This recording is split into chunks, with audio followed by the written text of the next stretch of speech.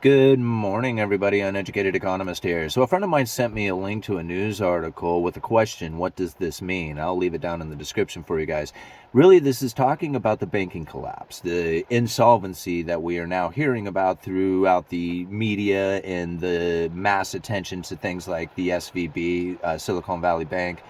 This is an issue that we're going to find taking place more going into the future. I mean, in my predictions, as far as the issues that we are facing right now, they are just now getting started, and should expect more of this going into the future for at least the next year. Like, I don't see things turning around. Now, a lot of people are saying that the Federal Reserve has like reversed course on their quantitative easing or a quantitative tightening and moving back into a quantitative easing, like money printer go bird thing. That's not really what's going on. The quantitative tightening is still happening to the balance sheet, and the idea that they are allowing the treasuries to continue to roll off the balance sheet. Okay. And when it comes to the purchasing of treasuries, there's been a whole lot less of that happening on a global scale. So there's a lot of very interesting things that are taking place that are hard to like wrap your head around all of it at once in order to see the bigger picture. I mean, that's one of the reasons why we try to study this stuff on a regular basis, is so that we can see these things clearly for what they are in that bigger picture. Because, you think about this banking collapse that's happening in the United States, that's just one of like a major global issue that is happening with corporate debt defaults and sovereign debt defaults. This is going to be an issue that's continuing to engulf the entire world. I mean, we are going to find where debt collapse is going to be like the buzzword for the next year. Everybody's going to be facing this. So really, what is happening? I mean, when it comes to a banking collapse, you have to think about like assets and liabilities. And so I'm going to try and explain this as easily as possible so we can kind of understand what's happening with the banking system. Because what happened in China with like Evergrande, although similar in the sense that once the interest rates went up, these corporations started to fail. Here in the United States, once the interest rates went up, a banking system started to fail, but it was because of what they were holding as far as their assets. Now, all this is very, very confusing. Now, think about it like this. You have a bank, right? A bank has a balance sheet with assets and liabilities. We've gone over this a lot of times. The asset side are loans, the loans that they have issued out there. So all those loans that they have issued out, they come with a liability, that money, the money that they have issued out with the loan, right? Their asset, their liability. This sits on their balance sheet.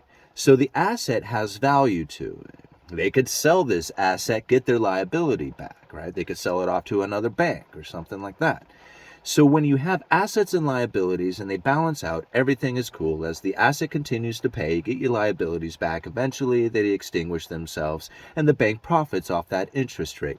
Pretty simple, right? Easy to understand.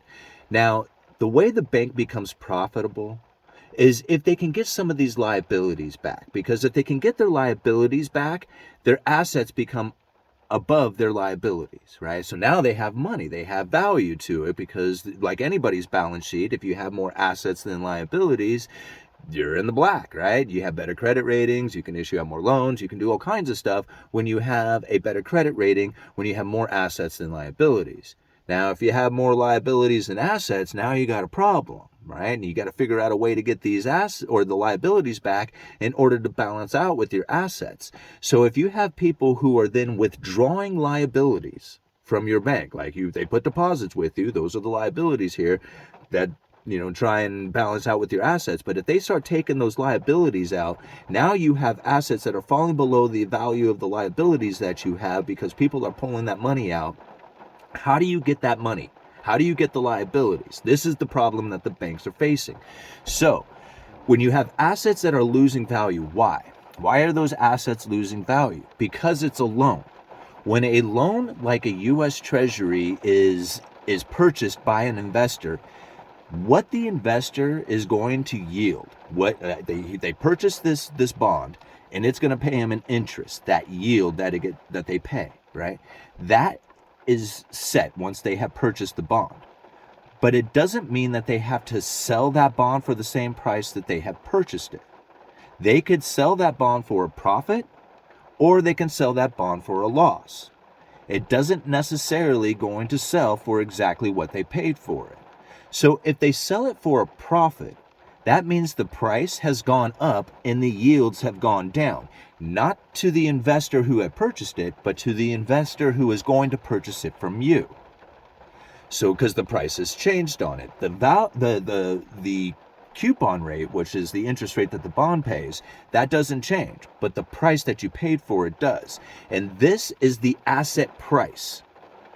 So when a loan is sold, it's sold at different prices, and the yield, what the interest is going to pay the investor after purchasing that, can adjust from the price that it pays. So when prices go up, yields go down. When yields go up, prices go down. Interest rates right now are going up. So you think about this, if interest rates are going up, the value that they can sell this for, like the value, if they held on to it for maturity, right? They just waited for the loan to pay back, they'll get their principal plus the interest, no problem, offsets the liabilities, everybody's golden. The only problem is that the asset right now has fallen in what they could sell it for, all right? So if they have to sell this because people are pulling their liabilities out, they're going to sell it at a loss, and the bank will eventually fail. So this is the major problem that they're facing right now, is that people are pulling their liabilities out, and if they go to try and get the liabilities by selling the assets, they're selling them at a loss, and they're going to end up going bankrupt because of this.